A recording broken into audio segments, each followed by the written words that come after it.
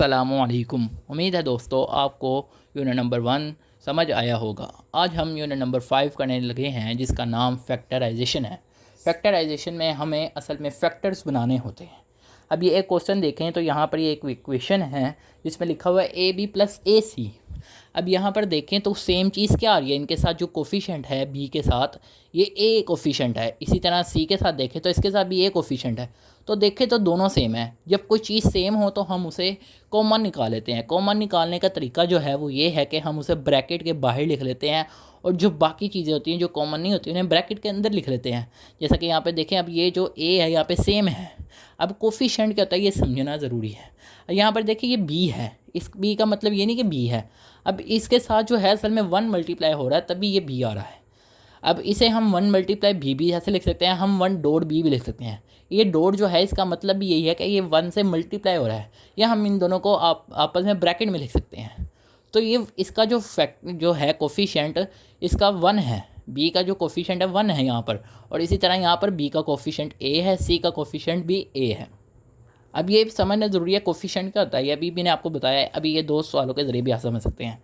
ये देखें ये 2b है, अब b के साथ जो लिखा हुआ है ये 2 लिखा हुआ है, तो 2 जो है वो अब इसमें b 2b का जो b का कोफिशिएंट है वो 2 है, और इसी तरह 3c में जो कोफिशिएंट है c का वो है 3।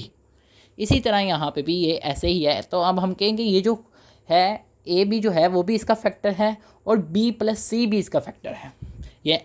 ये इंपॉर्टेंट एमसीक्यूज़ है, ये बोर्ड में भी आ सकता है। वो ये क्वेश्चन देगा सिर्फ ए बी प्लस ए सी और वो कहेगा कि कौन कौन से इसके पॉसिबल फैक्टर हैं।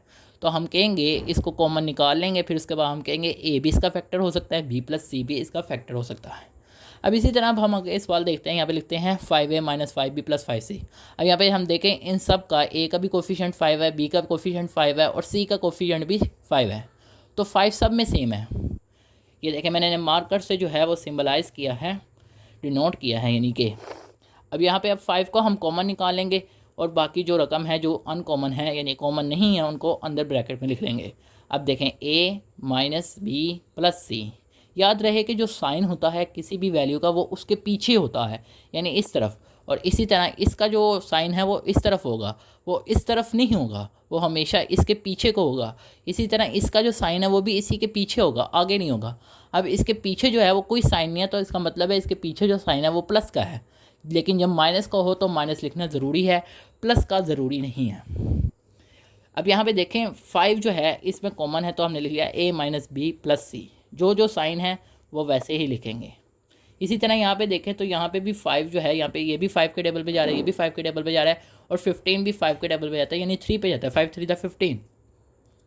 अब यहाँ पे अब हम 5 को बाहर निकाल लेंगे तो यहाँ पे पीछे a, इसी तरह b आ जाएगा माइनस, क्योंकि अब ये 15 है तो यहाँ पे हम 3 लिखेंगे, क्योंकि 5 जो होता है 5 के किधर जाता है 15, तो 5 3 15 होता है। इसी तरह माइनस 3c। अब अगर मैं आपसे पूछूं कि ये जो है इक्वेशन है तो इसके कौन कौन से फैक्टर हैं, तो आप गौर करके यही बताएंगे कि ये भी 5 भी इसका फैक्टर है और a माइनस बी प्लस सी जो है वो भी इसका फैक्टर है। इसी तरह यहाँ पर भी 5 जो है इसका फैक्टर है और a minus B minus 3c भी जो है वो इसका फैक्टर है। अच्छा, एक जो फ़र्क है वो कोफिशिएंट और फैक्टर में होता है। कोफिशिएंट जो होता है ना वो हमेशा 1 2 3 कोई नंबर होता है, कोई नेचुरल नंबर भी हो सकता है, कोई रियल नंबर भी हो सकता है। लेकिन जो फैक्टर होता है वो कोई भी चीज़ हो सकती है, वो रियल नंबर भी हो सकता है, वो कांस्टेंट भी हो सकते हैं, वो वैल्यूज़ भी हो सकती हैं। जैसा कि यहाँ पर 5 जो है ये भी फैक्टर है और a माइनस बी प्लस सी भी फैक्टर है। लेकिन कोफिशिएंट जो है वो हमेशा b का 2 होगा। हम ये नहीं कह सकते 2 का कोफिशिएंट b है, ये नहीं कह सकते 3 का कोफिशिएंट c है। ये हमेशा कोफिशिएंट जो है वो कोई रियल नंबर होगा, जैसा कि 1 माइनस 1 2 0 कोई भी। उम्मीद है कि दोस्तों आपको मेरी ये वीडियो समझ आई होगी। आप सब दोस्तों से गुजारिश है कि इस वीडियो को लाइक करें और चैनल को सब्सक्राइब करें और अपने दोस्तों के साथ भी शेयर करें। शुक्रिया।